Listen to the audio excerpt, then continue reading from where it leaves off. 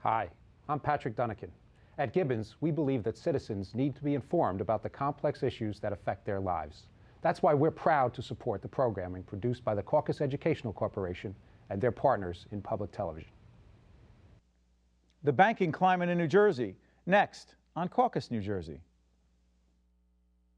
Funding for this edition of Caucus, New Jersey has been provided by the law firm of Gibbons, P.C., J.H. Cohn, Accountants and Consultants. We turn expertise into results. And by New Jersey Manufacturers Insurance Group, auto insurance, homeowners insurance, and banking under the principle of stewardship.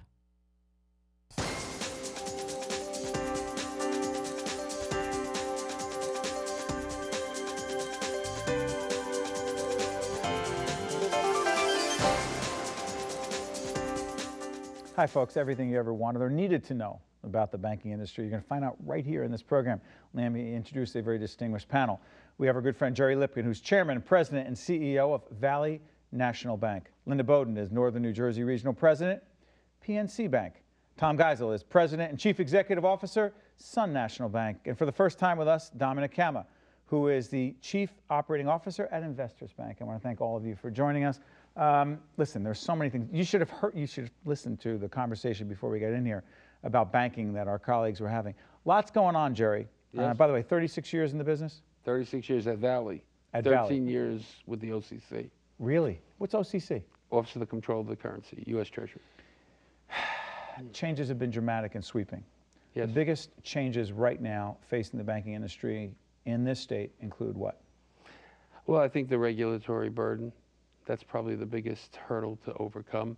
I think the public is being misinformed by the media at large, in that every time there's a problem, they keep saying, it's the banks, it's the banks. It's not really all the banks. The banks weren't all bailed out. Who got bailed out was General Motors, General Electric, AIG, Lehman? and Goldman Sachs, and Lehman. Well, Lehman, it was closed. Oh, okay. Right. But some banks got bailed out. Some big did, banks but got bailed out. some of the very, very big ones. But when you say banks, most people think of that little office on the corner where they go on Friday night to cash their paycheck and get some cash, or to make a deposit or make a Christmas Club payment or something of that nature. Those are not the banks, for the most part, in the United States that caused the problem, because most of those banks, including the folks in this room, didn't make subprime residential loans. We didn't package them. We didn't cause the burden that they caused, and we didn't need the bailout for the government. So let's be clear here. Go ahead, Linda. Yeah, I think that's a very good point, Gerry. And the other thing I'd add is, I know for quite some time, the acronym Tarp, Troubled Asset Relief Program, was really a dirty word in this country. And I think most people forget that some of the larger banks, PNC included, were actually given Tarp dollars to bail out the ones that were in trouble. Correct. Again, no one in this room included. And in fact, had that not been the case, thousands and thousands of jobs would have disappeared. So this is interesting. I asked the question, Tom, what are the biggest challenges? And Gerry comes right out of the box with the regulatory environment. And I believe what you're referring to, if we were to just say the DoddFrank legislation, which I think, Linda, you told our producers, if you put the bill together end to end, it would, the Empire State... 37 statues of liberty. Say that again? 37 statues of liberty, yeah. Just a few pages. Okay. Just a few pages. So say we're just dealing with that the federal government, right, responded to the financial collapse and the bailouts. Gerry says, listen, A, we're not all in the same game. B, it's an overreaction, and it's caused lots of problems for the banks, which means ultimately for consumers. You agree? Well, I do agree. I mean, we talk about Dodd-Frank, and we talk about this huge bill. So much of that bill is really unwritten. By the way, Dodd-Frank is named after Senator Dodd and outgoing Congressman Barney Frank. Correct. Therefore, Dodd-Frank. Go ahead. Correct. So, for instance, Consumer Protection Agency. What is really the meat around this bill, and how is it going to affect banks, moving forward? And when we talk about banks, really, I think we need to start talking about the subsets in the financial services world. We have community banks, we have regional banks, we have savings banks, and then we have financial institutions. Go back again, Tom. Go back again. You just went through the different banks. What are they again? So community banks, so those banks that serve one small community with maybe 2, 3, 4, or 5 branches, Then you have what I'll call the regional banks that might have 30, 40, 50, 60, 70 branches. Then you have commercial banks or savings banks that could be much larger than that. Then you have, the larger regional banks that could be national or could be, the Northeast, could be the Southeast, could be national. But then you have the multinational conglomerates, the city banks, and just the mega banks. Those are financial institutions. Those are not banks. There's a big difference between a financial institution and a bank. We're core banks sitting in this room today. That's our day in, day out business. You talk about, Tom, the Consumer Protection Financial Bureau. I mean, Gerry's in this predicament. We're in this predicament. Obviously, PNC at over $10 billion in assets. Here's an organization, again, we didn't do anything wrong, and they're now coming in to look at our guidelines and our underwriting and our policies. And meanwhile, they can't get their own act straight. What do you mean by that, Don? Well, because there's no director there. Congress says we're not going to name a director until it's run by a 5-panel board instead of one person appointed by the President of the United States. And what impact does it have on investors' ability, your bank's ability to serve your customers? Well, it doesn't impact our ability to serve the customers, but it certainly presents additional expenses in that here we are, we're being audited by the FDIC, by New Jersey State, and now we have yet another agency to come in and look at the same paperwork over and over again. Why? Go back to Gerry's point. The banks that created the issue are what created this government entity, this government agency, and they're coming after us right out of the box. Yeah, there were 8,400 banks approximately in the United States in 2008 when all this debacle took place. The American Bankers Association did a study, and over 8,000 of them never made a subprime loan. So that's most of the banks in this country. They weren't the culprits. We're the solution today. We're the guys on the street who have consistently served the small businessman, the middle market person. The big conglomerate banks don't do that. A small loan to them may be a $20 or $30 million loan. Should the big banks have never really been allowed to get into that whole investment world? We too never made any kind of subprime loan in terms of mortgages in particular. And so certainly from our perspective as a large regional bank, we would have said no. And we steered clear of that because of really having a very moderate risk profile. You have to get paid for risk, and certainly I think consumers need to understand the risk that they're taking. And there was a lot of haziness around that. And You're shaking your head. I'm sorry for interrupting. No, I'm responding to one of the issues you raised, and that is, should GlassSteagall have been Explain that cut to through? folks. GlassSteagall is the act that separated investment banks from banks. And back in 1995, when the conglomerate Citibank, Solomon Brothers decided to get together, Sandy Weil made a trip down to Washington to petition Congress and the U.S. at that point to say, hey, we want to break this separation.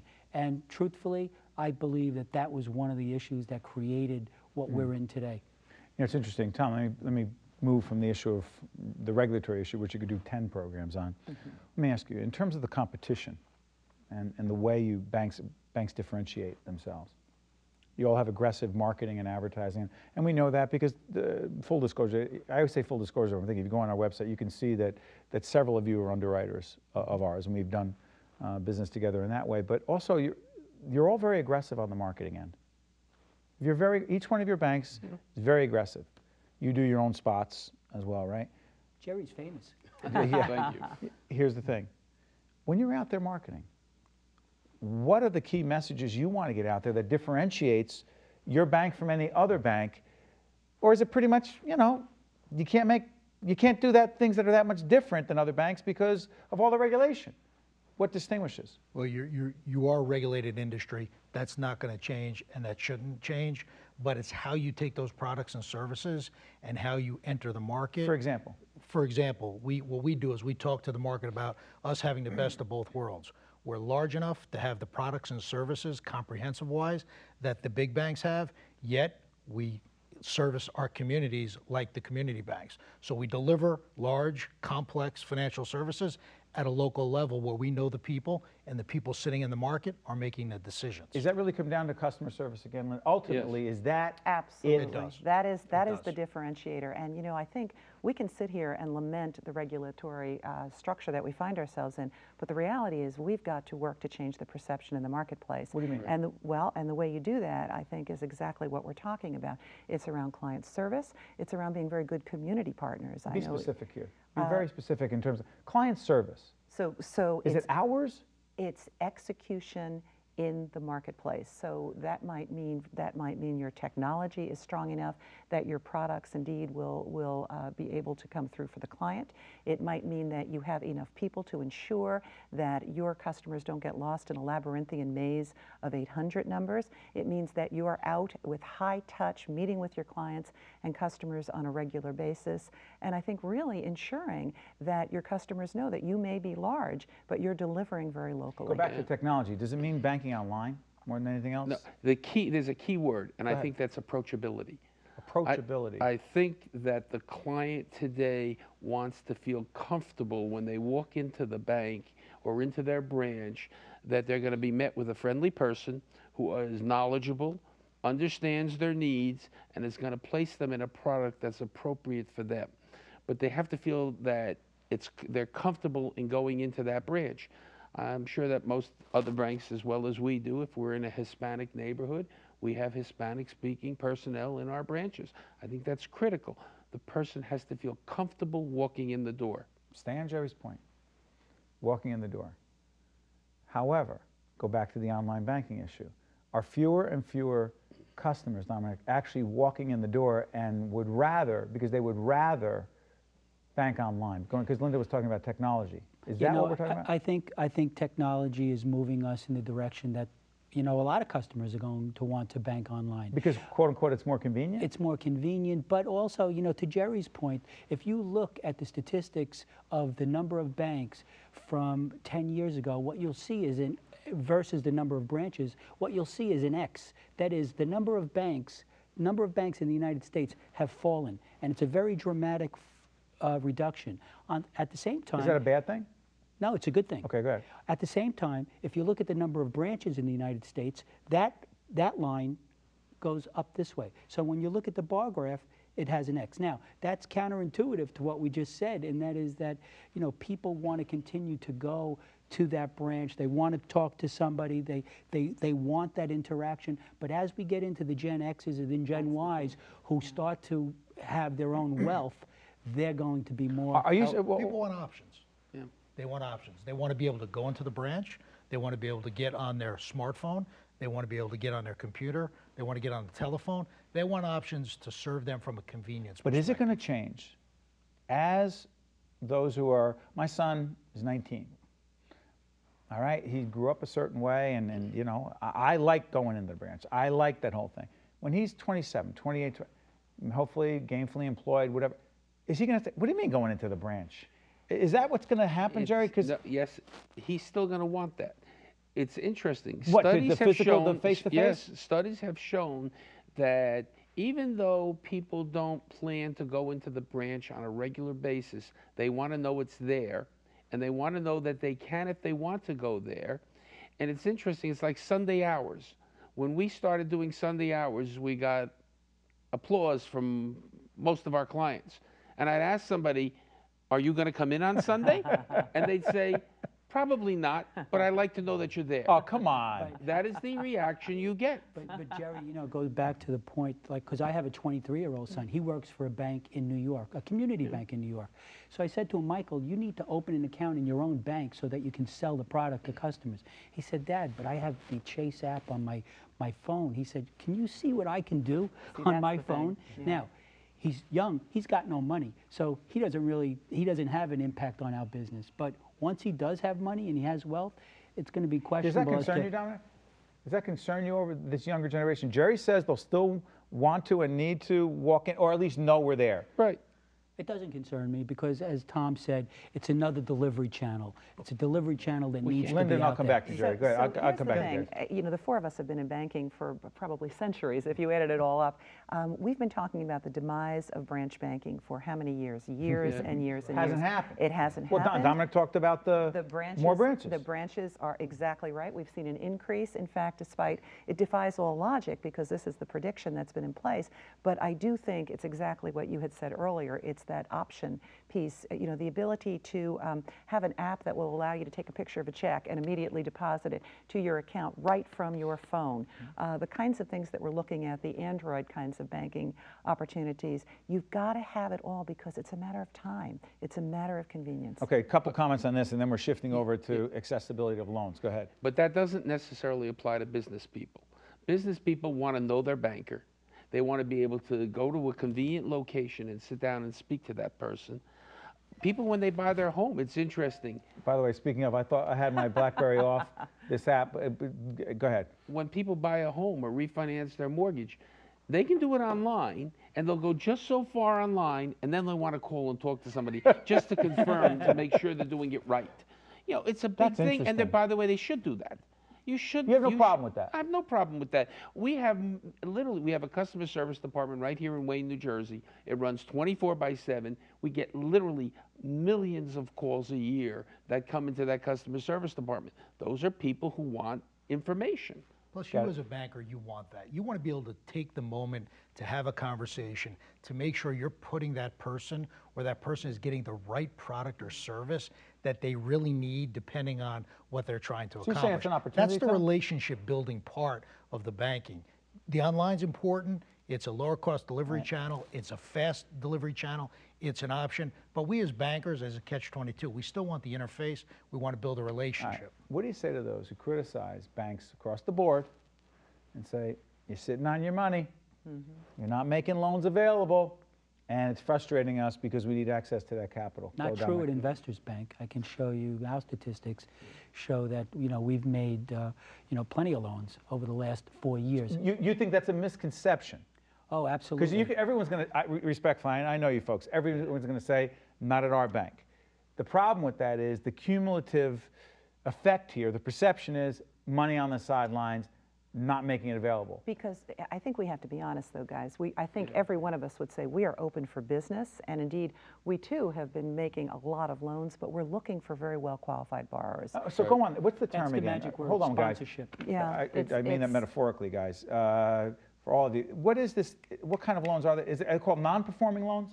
Which is That's a way. when the loan goes bad. Okay, Yeah. aren't They're you- not paying. Legitimately, you should be worried about that, right? Absolutely. Has the history of so-called non-performing loans caused you to be more discerning, tougher in the decision-making, raising the bar to the point where it is harder to get a loan?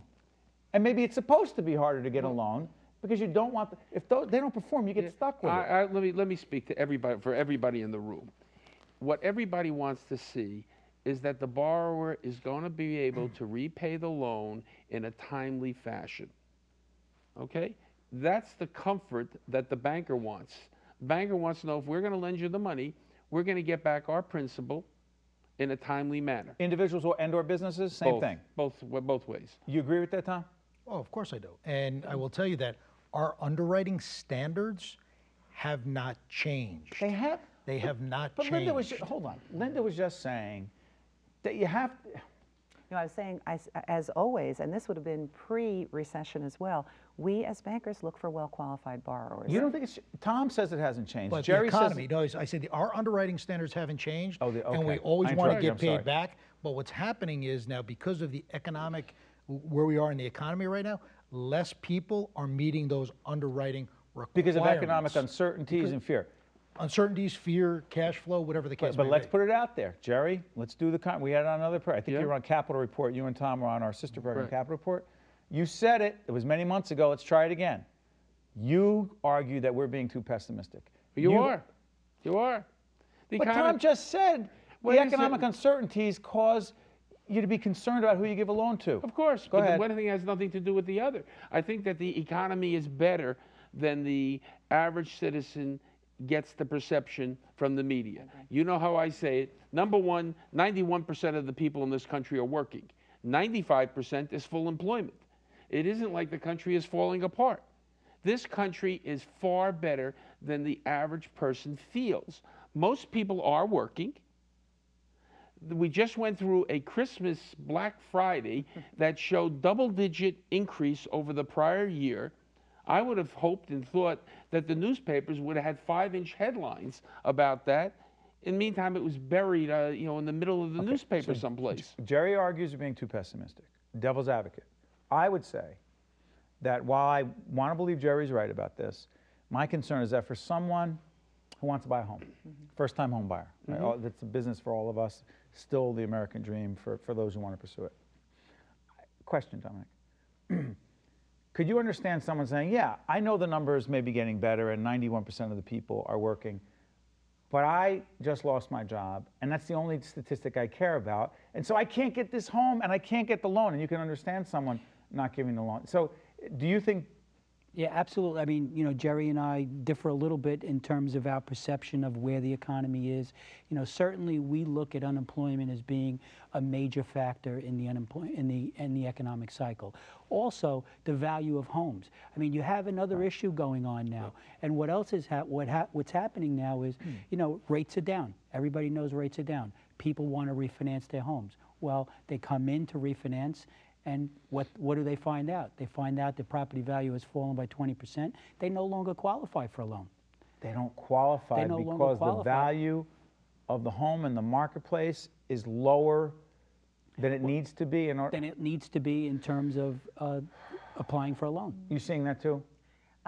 Yes, but Steve, may I make one point on something that was said earlier? Because I heard you agree with Gerry when he said that we're being too pessimistic. I think the psychology out there is too pessimistic. I think we are dealing with some very significant economic realities. We do have high unemployment. We do. But I want to make sure that we make a key point, and I'm certain everyone here is involved in this. We're talking about conventional types of loans. I bet every single one of us is involved with Karen Francini's Economic Development Authority. Many of us are involved, well, certainly we all have CRA standards, so we've got to be involved in community development. So a lot of the underbanked, a lot of the low to moderate income areas, perhaps some of the folks that you're referring to, we are addressing in other ways. So I want to make sure. As opposed to conventional. As opposed to going through the very conventional loan process. We're trying to get to these New Jersey constituents and citizens in other ways. I'm going to give Tom a chance. Go ahead. I guess I look at the economy, try not to be too pessimistic, try not to be too optimistic, try to be realistic, and not look back for where we were 5-6 years ago, not look forward to where we're going to be 6 years from now. Let's call it what it is. Let's deal with it. Let's work within what the economy's given us right now. Let's be opportunistic. If we feel uncertain because we're not sure what's going to happen tomorrow, maybe we don't execute on something. But if we get a good feeling and we should execute on something, let's execute on it. Let's not look back, and we can't look too far forward. Let's deal with what we have and live life and do business. We have to do it that way. We have no choice. We have no choice. Go ahead. Look at the housing market. At Valley National Bank, and we're not that big a mortgage player, okay? In northern New Jersey, we are refinancing approximately anywhere from 1,000 to 1,500 homes every month. That's a huge number of people. What's that tell you? That tells me people are putting on average, I know, $4,500 a year into their budget. That's $4,500 a year that they were paying in interest that they now keep in their pocket. That's a stimulant. The refinancing you're saying? Yes, by refinancing. So there is a lot of activity in the home market field.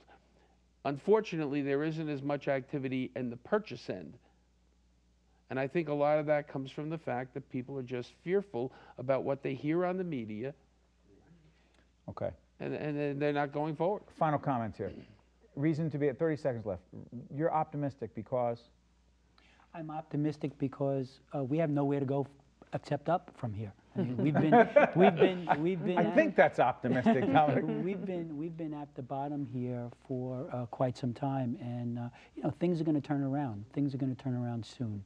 Well, listen, I want to thank all of you for joining us. We're doing this around the holidays, and we wish all of you a healthy and prosperous New Year, and because that impacts the rest of us. Thank you all very much. Well, thank you for having us. The preceding program has been a production of the Caucus Educational Corporation, celebrating over 20 years of broadcast excellence. And 13 for WNET, NJTV, and WHYY. Funding for this edition of Caucus, New Jersey has been provided by the law firm of Gibbons, P.C., J.H. Cohn, Accountants and Consultants. We turn expertise into results. And by New Jersey Manufacturers Insurance Group, auto insurance, homeowners insurance, and banking under the principle of stewardship. Promotional support provided by NJ Biz, All Business, All New Jersey, and the Star Ledger and NJ.com, Everything Jersey.